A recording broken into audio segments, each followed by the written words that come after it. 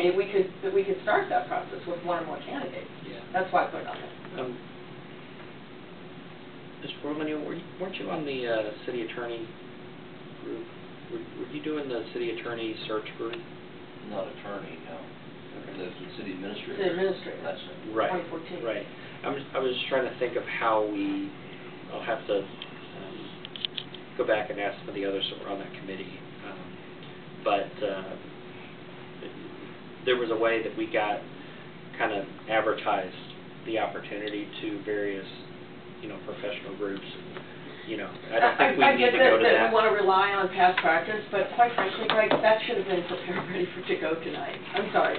We're not going to have time to go back and do that. And if that was a concern of yours and a reference point, we should have been ready. It's not, and I will tell you that I came into this meeting without names deliberately because I want to be completely. That's not the point. The point was for us. The instruction was to get names assembled so that we can move this process along. If you don't want to do that, then maybe you shouldn't be on the committee. It's not that. It's that. Well, coming unprepared is intentionally is probably not a good defense. Stop right now. I am not unprepared. I am not unprepared. I am coming in with no names because I don't want to give the name. And I will tell you, the one person that I thought that I would bring forward happens to be my brother-in-law. So no, I'm not going to bring him forward.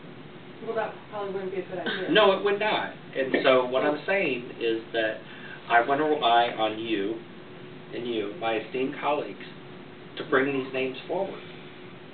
I'm on this committee really not by my by my choosing, but because the admin committee put me on here. Well, you could have objected, though. You are an active player in this, and I didn't know we were taking that as an option for ourselves not to come with names. I didn't know. I didn't interpret this assignment as being an option not to come with names. That's point of order, Mr. Chair. We don't have time for these kinds of wranglings. Okay, what we need is to move forward. and I might point out something. Your request about advertising for this, I think, is a bad idea. We don't want to really spread this all over town. Well, I think we want to confine it to a small cadre. I think it would be better for everybody, if you don't mind. Yeah. No, I agree. We got to go quick, and it's not like we're not asking for something that is wildly unusual or looking for a permanent attorney. We're looking for somebody to come in and do a job and do it well. So I think if we put together an RFP and we put it out to the folks that you guys have identified, get those responses. I mean, this is what I'm thinking. The thing I'm thinking of is that when you send out an RFP, you usually know what your scope is, what you're asking them. And we haven't figured out the parameters and the criteria, which is what Admin Public Works needs to do. So we can get that done in that meeting, then we can probably get to a point where we can do the RFP. But how do we know what the scope is? Let me try, because I've already explained this to 3 people. Okay. The scope is to investigate the complaints as submitted, and investigate their claims, which at this point are a review of the ordinance's name, the charter section's name, and the civil rights claims. Okay, that's the scope of the investigation. You do that, you come back with a report giving that analysis, and one of the questions I was asked, actually a couple of times, was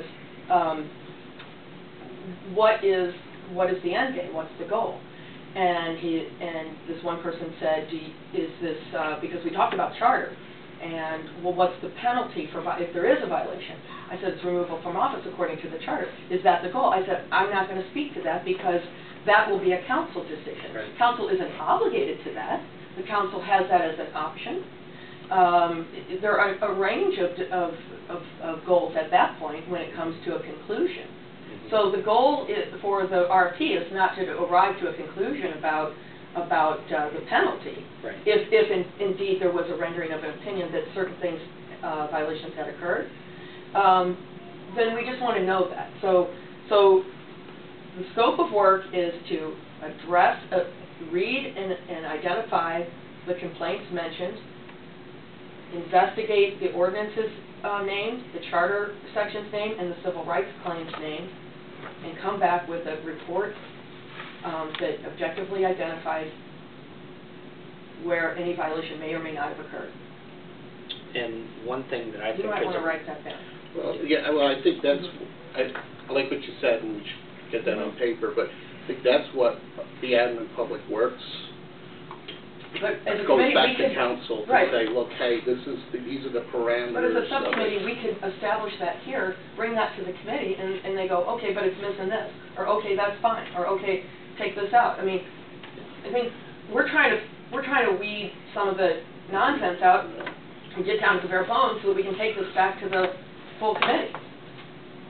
I think one thing that's important as well is that we're not looking for the investigator to come back with recommendations, right? It's to not on the put forward a penalty, report, no. well, Right. or anything as far as actions that the council should or should not take. No. Right? It's to sort of put this forward, and maybe I think it would be good for this investigator to outline what our own charter and ordinances say about, you know, if they. I don't think we're not looking for a legal interpretation of our charter. What we're looking for is a complaint sufficiently met the qualifications for a violation. Okay. We don't need an investigator to tell us what our charter means.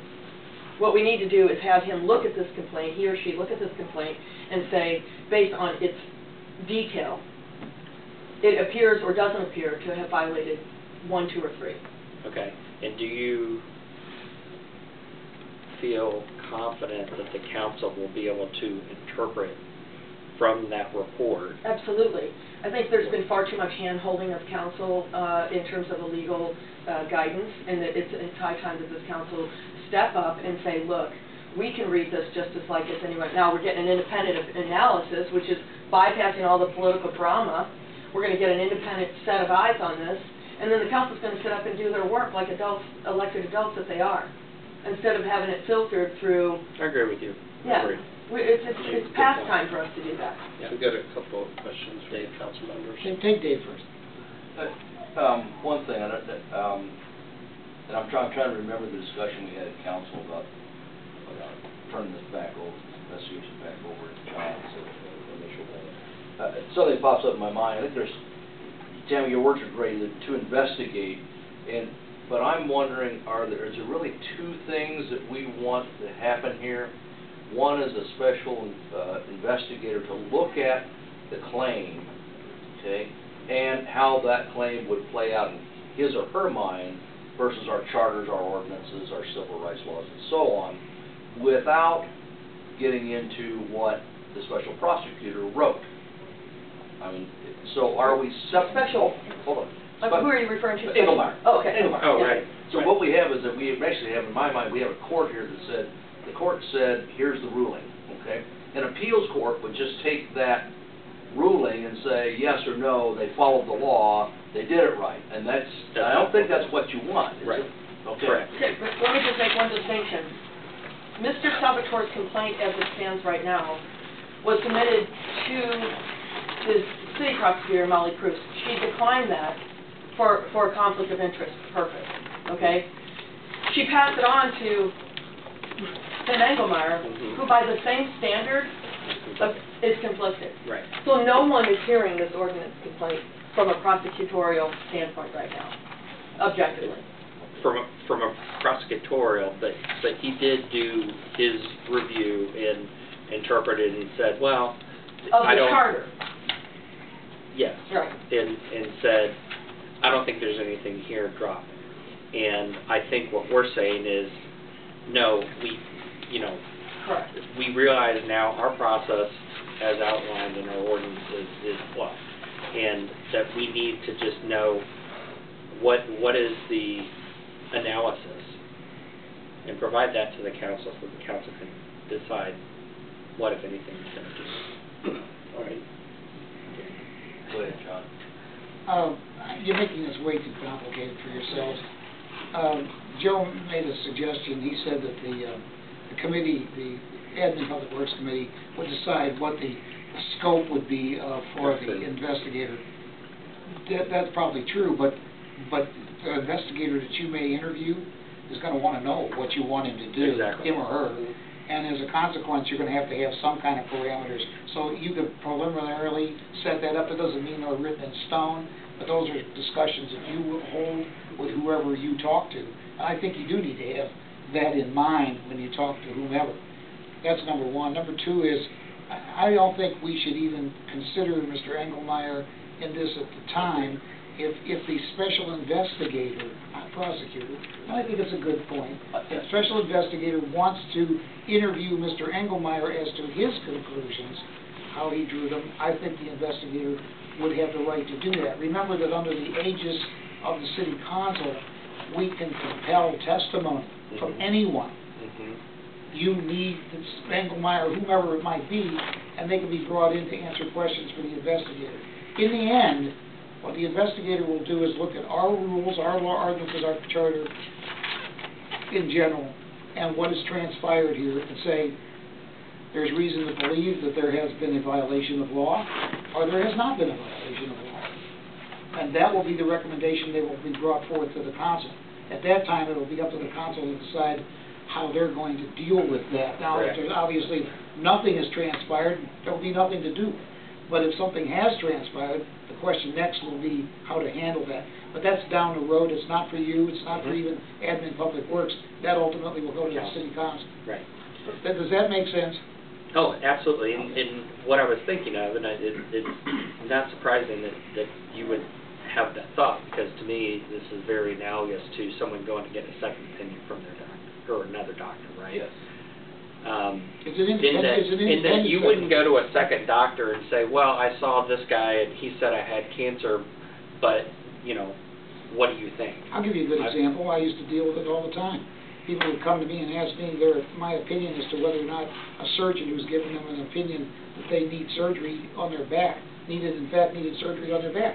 And I would have the capability of doing that, and so I would investigate the case, and I would look at the data that had been accumulated, and I would say my opinion is that this is either not a surgical problem or it is a surgical problem. That's the way I handle it. Okay. Yeah. Sorry. No, I'm fine. Okay, go ahead. So just for the record, I think, I'll please try to jot take down a this few. down. Okay. So I'm going to reiterate what I think are the goals here for an investigator. Okay. Investigate and review the submitted complaint, number one. Pretty simple, I think, right? Investigate the claim of potential ordinance, charter, and civil rights violations.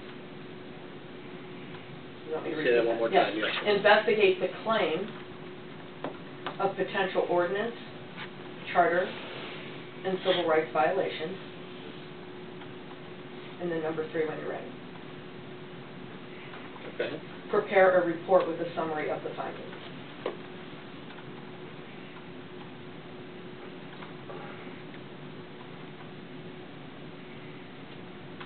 All right, so I have investigate and review submitted complaints, I would assume, You right? put Salvatore in a, in parentheses if you want to be specific about it. And investigate the claim of potential ordinance and charter civil rights violations, and prepare a report with the summary of the findings. Yeah, I mean, I think that gives a pretty good framework for an investigator, don't you? I think it should be prepare and present, Prepare and present. because I would want there to be an expectation yeah, I mean, that they I would think come before that's good. the council and present this formally, because that's the other thing that could happen is that, you know, well, here's the report. Well, I think the Thank you investigator ought to very be much, but available we're to not the gonna- council for yes, questions, for sure. Right. So I guess we've identified this, and the criteria I think is really good there. You know, qualified law experience, municipal law experience, experience in independent investigations, no conflicts, 4 items. I think kind of keeping it simple to back to what we were asked to do is basically how do we then come up with the name or names, you know, if we need to come back with more than one name, maybe the Admin Public Works Committee would have to decide, but are we Are we just submitting names and saying, here's our list? I don't know how many you have. Obviously, Greg said he doesn't have any. I've narrowed it down to one name. I had two, but one I eliminated based on some articles I read. You know, do we just say, here's the names, or are we thinking of taking this where we're calling on these folks to narrow that list down? I guess we can decide that tonight. That's what I was thinking we were going to do, decide that. That's what I thought we'd do too. Yeah. Okay, so Yeah, I don't know so, if I it's mean, still the show, I agree. but- I mean, if we just, I think that we need to come back to admin with, here's the names that we're considering, here's the next step that we're going to take, because, and this is why I was saying that at the next meeting, that admin could give us guidance to, you know, go the next step and do these interviews and you know, perhaps come back with a recommendation for an investigator. I don't know. So I think that we should list out all the investigators that y'all have identified. We can go through each one, talk about, you know, what you like about them, and then determine at the end of that discussion whether we want to bring multiple back, or we want to bring one back, or what we would do with the list. And so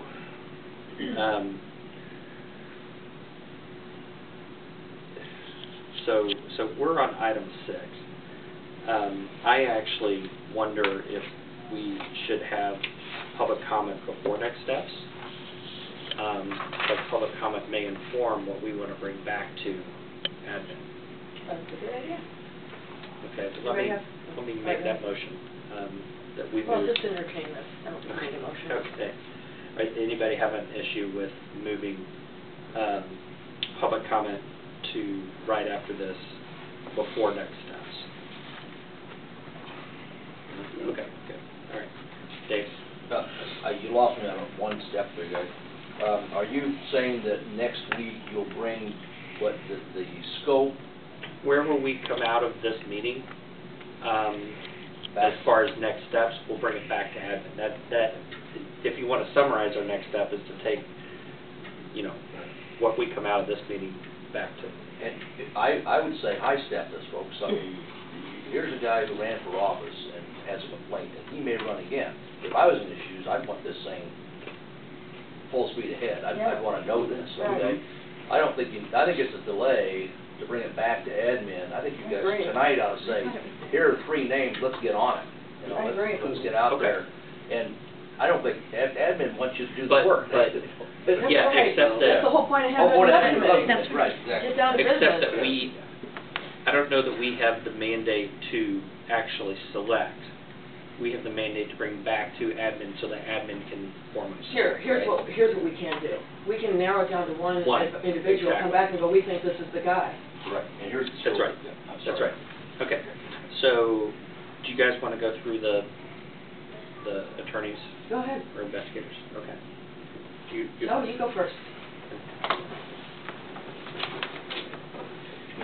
I didn't.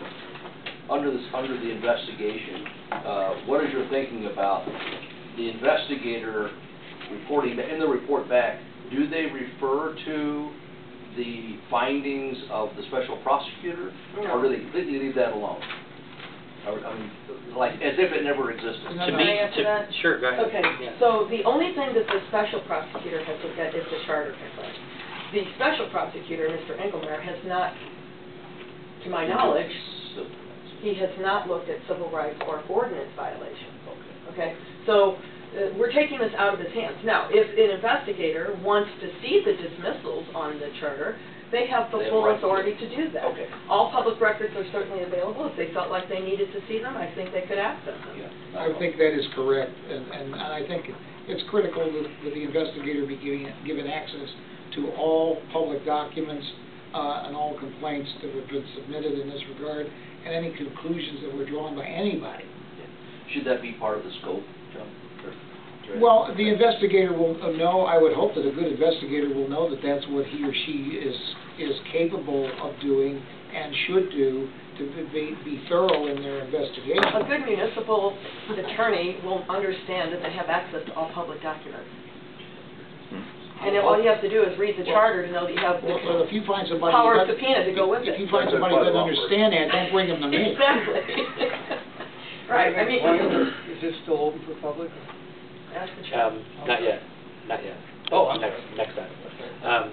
So, I almost would rather, and this is really a discussion for admin as well, is that I would rather that the investigator not look at the Engelmeyer report because it may steer their investigation in a certain direction. I don't think you can deny them. No, You can't deny it, Okay, so but what what do you I'm mean by saying not have them look is at it then? not, well, maybe it's don't start there, right? Because, and this goes back to my comment at admin last time, is that I think that we need to not, while it's convenient that we've got the complaints documented, because they were documented for the ethics complaints, No. I don't think that we should.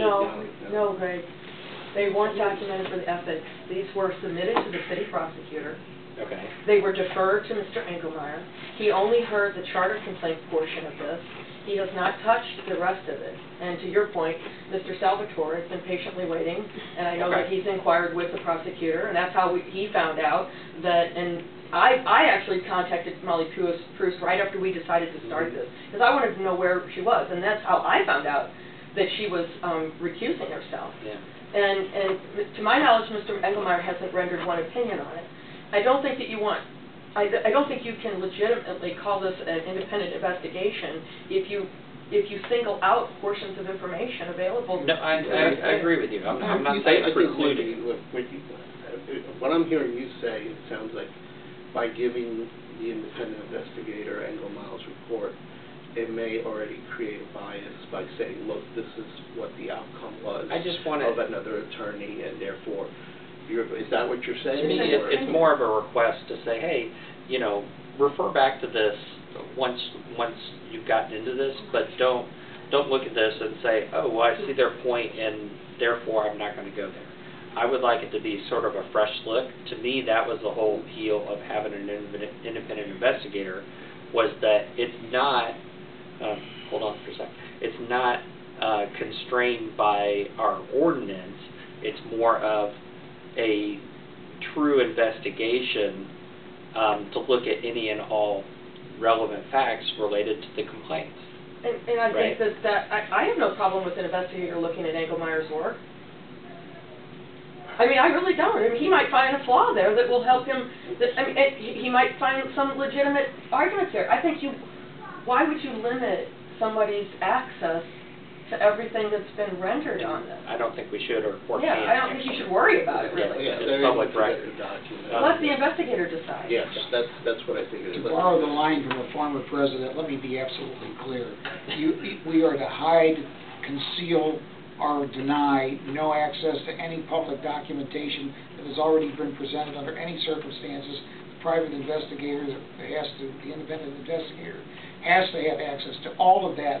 I'm not concerned about bias in one way or the other. I think the investigator has to draw his or her own conclusion, and the only way to achieve that is to see all data that's been presented.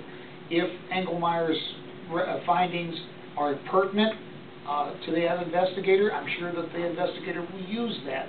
And I think it's important. And in fact, as I said before, the investigator may want to actually interview him personally, one-on-one, so, or even depose him. I don't know. That's up to the investigator. I'm not going to tell the investigator how to do his job either. Right. Okay. All right. Well, I'm fine with that. It was kind of a diversion, but I think it was useful. Okay. So, first name. Okay, I only found online, I have not spoken with this person, so I don't know if there'll be an issue with conflicts. This is strictly off of online. This person started his career at the St. Louis County Prosecuting Attorney's Office in 1977, where he worked until his retirement in 2010. What's his name? Stephen Clark. S-T-E-P-H? D-E-N. Yeah. Clark. And Knowledge is he with a firm? Yeah, he is with a firm. It is Cannon and